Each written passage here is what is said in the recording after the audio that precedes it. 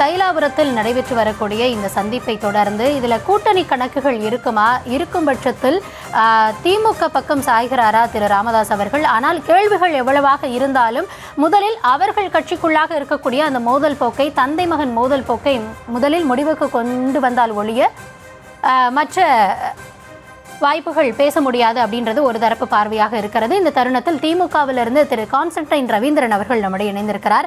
Sir வணக்கம். திரு செல்வ பெருந்தகை அவர்கள் திரு ராமதாஸ் அவர்களுடனான சந்திப்பு, இதனை தொடர்ந்து தான் இந்த கேள்வி எழுகிறது. திரு ராமதாஸ் அவர்கள் திமுக பக்கம் சாய்கிறாரா அப்படின்ற கேள்வி. ஏன்னா இதற்கு முன்னாடி நடைபெற்ற நிகழ்வுகள், அவர் முன்னாடி வைக்கப்பட்ட கேள்விகளுக்கு எல்லாமே அவர் திமுகவை விமர்சித்தோ இல்லை ஒரு கடுமையான போக்கு அவர் கையாளலை. அவருக்கு திமுக பக்கம் சாய்கிறாரானா அவருக்கு வாய்ப்பு இருக்குமா அப்படின்றதும் ஒரு கேள்வியாக இருக்கிறது. உங்கள் தரப்பு பதில் என்ன சார்? என்னை பொறுத்த வரைக்கும் பெரியவர் மருத்துவர் ராமதாஸ் அவர்கள் கடந்த காலங்களில் திராவிட முன்னேற்ற கழகத்தோடு இணைந்து பயணித்தவர். நமது மறைந்த தலைவர் கலைஞர் அவர்களோடு இணையாக ஒரு தோழமையோடு பயணித்த ஒரு மூத்த தலைவர். எனவே அவரை காங்கிரஸ் தலைவர் சந்திப்பது அல்லது மாநில தலைவராக இருக்கிற சகோதரர் செல்வ பெருந்தகை சந்தித்திருப்பது என்பது அவர்களுடைய தனிப்பட்ட வாய்ப்பாக இருக்கலாம். ஒரு தனிப்பட்ட முறையில் ஒரு மூத்த தலைவர் என்கிற முறையில் வாழ்த்துக்களை தெரிவிப்பதற்காக அவர் போயிருக்கலாம்.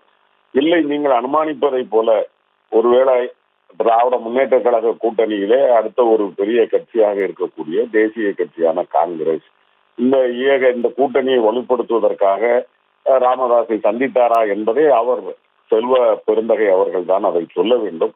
திராவிட முன்னேற்ற கழகத்தை பொறுத்த வரைக்கும் மாண்புமிகு முதலமைச்சர் நமது மதுரையிலே நடந்த பொதுக்குழுவில் எங்களுக்கு அவர் சொல்லி இருப்பது, உங்களுக்கு தரப்பட்டிருக்கிற கடமைகளை நீங்கள் செவ்வனே செய்யுங்கள், கூட்டணியில் கூடுதலோ குறைவோ புதிய இயக்கங்கள் நம்மோடு சேருவதோ இதையெல்லாம் தலைமை பார்த்து கொள்ளும் என்று சொல்லி இருக்கிறார்.